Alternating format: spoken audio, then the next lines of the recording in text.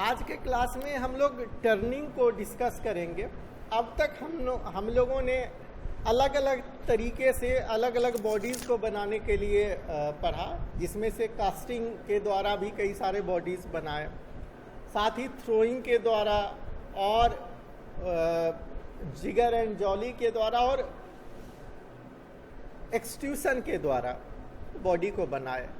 अब क्या है कि जो वो सब बॉडी बने हुए थे, तो कुछ उसी सब में कुछ ऐसे बॉडीज़ होते हैं जिसमें कि एक स्पेशल ट्रीटमेंट की ज़रूरत पड़ती है या स्पेशल फिनिशिंग की ज़रूरत पड़ती है। तो उसी प्रोसेस में हम लोग टर्निंग को करते हैं, उसी प्रोसेस में हम लोग टर्निंग को करते हैं। तो टर्निंग में क्या करते हैं कि जो एक्सट्रूशन प्रोसेस से, खास करके जो हमारा सिमेट्रिकल शेप बॉडी बना था, वो जो प्रोसेस के द्वारा जो बॉडी बना, वो उसको हम लोग फर्स्ट स्टेज फॉर्मिंग कहते हैं। वो जो था एक्सट्रूशन से जो भी कॉलम बना, वो फर्स्ट स्टेज फॉर्मिंग था, या उसको हम लोग general shape of the body कहते हैं, या इसको प्राइमरी शेप या ब्लैंक कहते हैं। अब उस बॉडी को, जो एक्सट्रूडेड बॉडी था या प्राइमरी शेप के बॉडी थे, उसको हम लोग पार्शियली ड्राई किए, उसको थोड़ा एयर में छोड़ दिए, क्योंकि एक्सट्रूशन के दौरान जो भी मॉइस्चर कंटेंट था वो 20 to 25% था।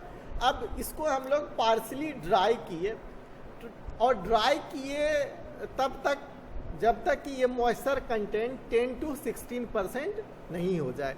और जब 10 to 16% हो जाता है मॉइस्चर कंटेंट, तो हम लोग इसको कहते हैं लेदर हार्डनेस को ये गेन कर लेता है। ये इतना हार्डनेस को गेन कर लेता है, इस पर हम लोग अलग तरह के कटिंग टूल्स का इस्तेमाल कर सकते हैं। फिर ये जो बॉडी था, ड्राई किया हुआ बॉडी था या पार्शियली ड्राई किया हुआ जो बॉडी था, इस बॉडी को हम लोग लेथ मशीन में लगाते हैं, और लेथ मशीन में लगा करके हम लोग इसको टर्निंग करते हैं। आप लोग बेसिक वर्कशॉप प्रैक्टिस में भी या मैकेनिकल वर्कशॉप में भी देखे होंगे, लेथ का यूज़ किए होंगे फर्स्ट सेमेस्टर और सेकेंड सेमेस्टर में। तो उसी तरीके से हम लोग उस जो सिलेंडर बना था एक्सट्रूशन प्रोसेस से, उस सिलेंडर को लेते हैं और लेथ मशीन में लगा करके उसको कट करते हैं, या स्क्रू बनाते हैं, जैसा कि आप लोगों ने हाई टेंशन इंसुलेटर में देखा होगा। हाई टेंशन इंसुलेटर में वैसा शेप या स्क्रू शेप बनाने का पर्पस होता है, जो इलेक्ट्रिसिटी होता है वो उसके सरफेस पे फ्लो करता है, तो हमें सरफेस एरिया बढ़ाना होता है, हमें सरफेस एरिया बढ़ाना होता है। इसीलिए सरफेस एरिया हम स्क्रू टाइप के शेप को ही बना करके किसी बॉडी का बढ़ा सकते हैं। इसीलिए देखते हो काफ़ी रिंग आकार का इंसुलेटर होता है, जो बड़े बड़े इंसुलेटर्स यूज़ किए जाते हैं, हाई वोल्टेज के लिए इंसुलेटर्स यूज़ किए जाते हैं, उसमें बहुत रिंग टाइप का शेप बना होता है, वो टर्निंग प्रोसेस से ही बना हुआ है।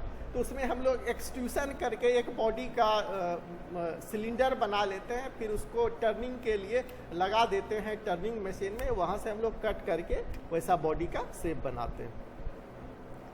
और एक तो था कि अब जो हाई टेंशन इंसुलेटर या जो भी एक्सट्रूडेड प्रोडक्ट थे, जो फर्स्ट स्टेज फॉर्मिंग था, उसका हम लोग एक्सट्रूशन तो करी, उसका हम लोग टर्निंग करके फाइनल बॉडी तो बनाते ही बनाते हैं।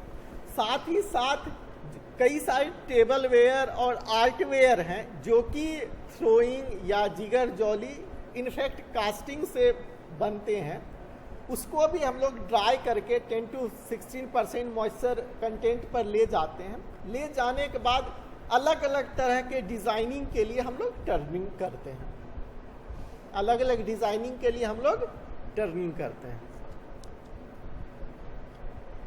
टर्निंग जो है हम लोग जनरली लेथ मशीन्स या उसी सिमिलर मशीन पे करते हैं, जैसा कि हम लोग मेटल के टर्निंग के लिए या मेटल को कट करने के लिए लेथ मशीन का यूज़ करते हैं। उसी सेम इक्विपमेंट टाइप का, सेम टेक्निक टाइप का इस सिरामिक्स प्रोसेस में भी यूज़ किया जाता है। जो टर्निंग मशीन्स होता है वो मोटर ड्रिवन होता है और इसमें जो गियर्स होते हैं वो वेरिएबल गियर्स लगे होते हैं। जब टर्निंग करते हैं तो इसमें हमें उस शेप को फॉर्म करने के लिए एक प्रेशर की ज़रूरत पड़ती है। उस बॉडी के ऊपर हम लोग प्रेशर लगाते हैं तभी वहाँ से कटिंग हो पाता है, जिस पार्ट को हम लोगों को रिमूव करना है। तो उस प्रेशर के तौर पे हम लोग हैंड का यूज़ कर सकते हैं, क्योंकि यदि सॉफ्ट मड होगा तो हम लोग हैंड का यूज़ कर पाएंगे। अदरवाइज मैकेनिकली जो डिवाइसेस होते हैं, जो कटिंग टूल्स होते हैं, या कार्बाइड कंटेंट या सिंटर एल्युमिना कंटेंट जो कटर्स होते हैं, उसका यूज करते हैं टर्निंग प्रोसेस के लिए। इस प्रोसेस को अपनाने के लिए हम लोग एक प्राइमरी शेप के बॉडी को लेते हैं, इसको हॉरिजेंटल स्पेंडल पर माउंट कर देते हैं। इसके बाद इसको रोटेट करते हैं और जहाँ पर भी हमको कटिंग करने की ज़रूरत होती है उस शेप को मार्क करके वहाँ पे हम लोग ब्लेड को टच करके बाय हैंड या मैकेनिकल ऑपरेशन के द्वारा करते हैं। आजकल जो है काफ़ी एडवांस मशीन्स आ रहे हैं जो कि हाईली ऑटोमेटेड होते हैं। सिर्फ इनफैक्ट वो सिलेंडर को लेता है, टच हॉरिजेंटल माउंट भी कर देता है, कट करके फाइनल हमें शेप मिल जाता है। आजकल रोबोटिक्स का बहुत इस्तेमाल होने के कारण, कंप्यूटर का बहुत इस्तेमाल होने के कारण बहुत हाईली टेक्नोलॉजी चीज़ें हो गई है और हाईली ऑटोमेटेड हो गया है। और टर्निंग प्रोसेस में हम लोग पर्टिकुलरली जो है हम लोग पर्टिकुलरली सरफेस के आउटसाइड या इनसाइड में स्क्रू थ्रेड्स क्रिएट करते हैं। और तो हम लोग कहें कि भाई जो टर्निंग प्रोसेस में है ये हम लोग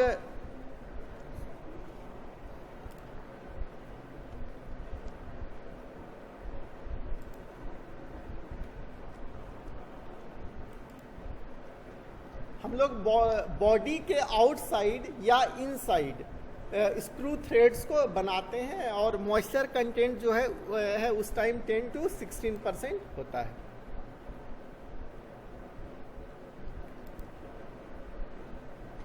ये देखिए, ये एक सिलेंडर, ये एक एक्सट्रूडेड सिलेंडर है। ये सिलेंडर को हम लोग हॉरिजेंटल सरफेस पे माउंट कर दिए और इस शेप का हमको बनाना था जो कि बाहरी डायमीटर जो है वो कम होना चाहिए, वो D2 में होना चाहिए। तो हम लोग इस ट्रिमिंग टूल्स का यूज़ करके और इस पीस को रोटेट किए, फिर D2 डायमीटर पे हम लोग इस ट्रिमिंग टूल्स को आगे, इस टर्निंग टूल्स को आगे ले गए। तो इस तरीके से जो अनवांटेड पार्ट्स था वो कट आउट होकर के बाहर निकल गया और फाइनल हमें बॉडी मिल जाता है। ये एक छोटा सा एग्जांपल था टर्निंग का। तो इस तरीके से हम लोग काफ़ी सारे डेकोरेटिव बॉडी और काफ़ी सारे मोल्ड्स, काफ़ी सारे और भी चीज़ों को टर्निंग प्रोसेस से बना सकते हैं।